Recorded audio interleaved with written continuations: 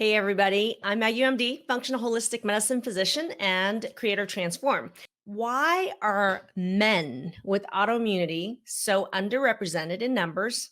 And why are they so often mistreated?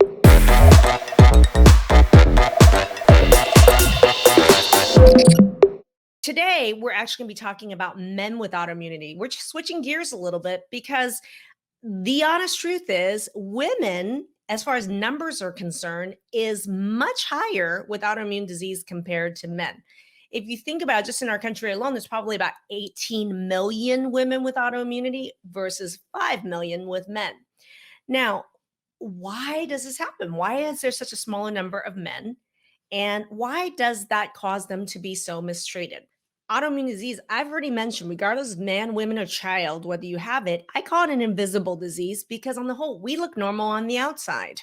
So it's invisible in terms of the fact that you may have a neighbor or even a family member that has autoimmune disease and you have no clue.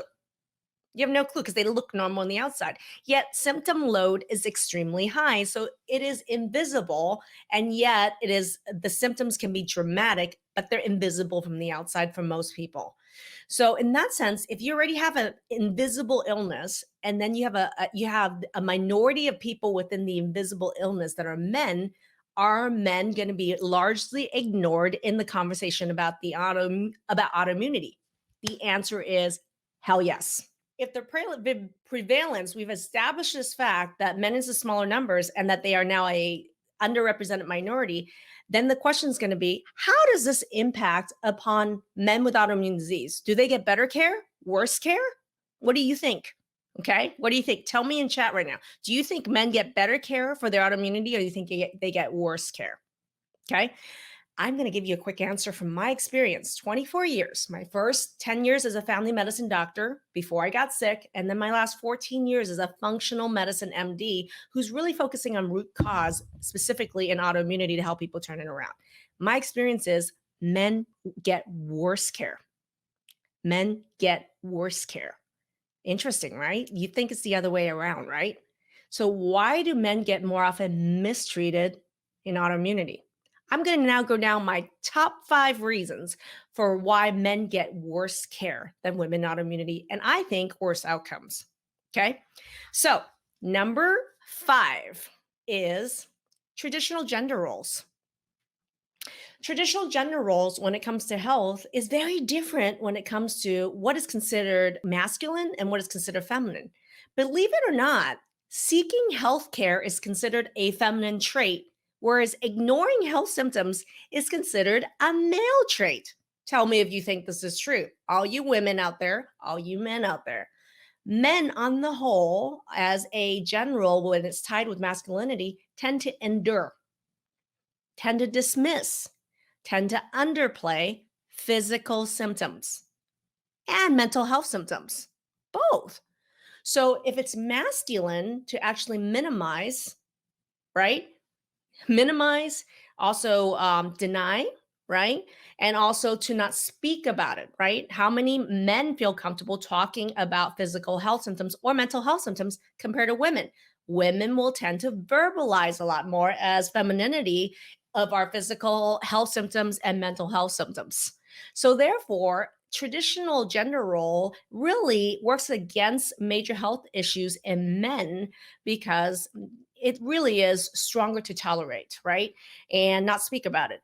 And so what you find is by the time men actually seek help for their health symptoms, physical or mental, the degree to which it is at that time really advanced compared to a woman. Okay. Interesting, right? And so because of that, what you find is they present later and sicker than women, in my experience. That is a huge issue that working against men in getting help for their autoimmunity. Now, number 4. What is the number 4 symptom reason why men are so often mistreated or undertreated or overtreated in dealing with autoimmunity? Why do they have worse care and worse outcomes? Number 4 is mental health. Mental health symptoms are actually very differently addressed or approach in men versus women. Okay. So what you're finding is that with men, typically, again, with traditional gender roles, is that the emotional impact of a chronic illness on them that pretty much has been denied, undermined, undeclared, like completely ignored, right? So, what you're finding is that even though the mental health impact is the same between men and women, men are less likely to actually verbalize it, really accept it or get help for it, right? And so mental health symptoms in men are ignored by men and their doctors, whereas in women, they're always blamed for as the real reason for everything. I don't care if it's pain, I don't care if it's insomnia, I don't care if it's weight gain or weight loss. On a woman, it's always blamed on mental health. So it's overly emphasized and blamed in women. So what you find is that women are frequently, to me, in a lot of ways, overly treated and blamed on mental health symptoms, whereas with a guy, it's completely not discussed until it's really dire. So mental health symptoms related with a chronic disease completely ignored in men, over blamed in women, serving neither sex. Okay, it has bad effect on women and on men. My third biggest beef with why men are often undertreated or get worse outcomes in women with autoimmunity is hormones. Hormones. I sound like a broken record when I talk about hormones in women because I'm the only doc out here. I'm the only MD really pointing out to all of you there's that hormones in women is a big on off switch for autoimmune disease, which is why women have so many more opportunities for autoimmune disease to get newly diagnosed or worse because we have so many times of hormonal shift. Well, yeah, men have, as I said in the beginning of this, men do have fewer hormonal shifts they don't have childbirth, they don't have menstruation, right? They don't have as much of a menopause as women do. But men still have big hormonal shifts, actually on a daily basis. So, believe it or not, men on a daily basis have a spike in testosterone and adrenal cortisol, and then later on, it goes down during the day. Now, men also do go through a menopause that's similar to menopause, but the shift isn't as abrupt or dramatic as women. So it's much more gradual. So, in my experience, what I have found is that there's certain times in a man's life or a boy's life when it's most likely that they're going to get diagnosed with autoimmune disease. And that's one, as a teenager. And two is probably between 30 and 40 is the other time. And I see that as when their hormones are really changing as a teen with puberty. And then the other time is really when they're going through their version of menopause, which I call menopause. So here's the thing though, is that testing hormones or even addressing hormones in men is stigmatized because when we talk about testing for testosterone in men, testing adrenals, testing for thyroid in men, it's almost considered like if your man's going or your son or somebody's going to the doctor to get the testosterone tested, people have certain assumptions associated with that is they must be trying to body build. They must be dealing with erectile dysfunction. They must have some sort of weakness going on. That why would they be testing testosterone, right? So, and it's not just testosterone. I'm talking about testosterone, adrenal hormones, thyroid hormones.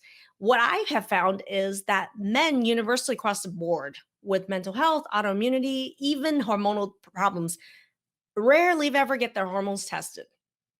And the other thing is, because of that, doctors don't know how to test hormones in men. They don't understand what the functional values are. It's almost like when you actually look at some of these values with endocrinologists, urologists on what they diagnose as having low hormone levels, at the point where a guy or a boy is that low, their symptoms can be catastrophic. And their systems that produce hormones can be in such a low place, it's very difficult to turn around. So what you're finding is that we test men for hormones too little, too late.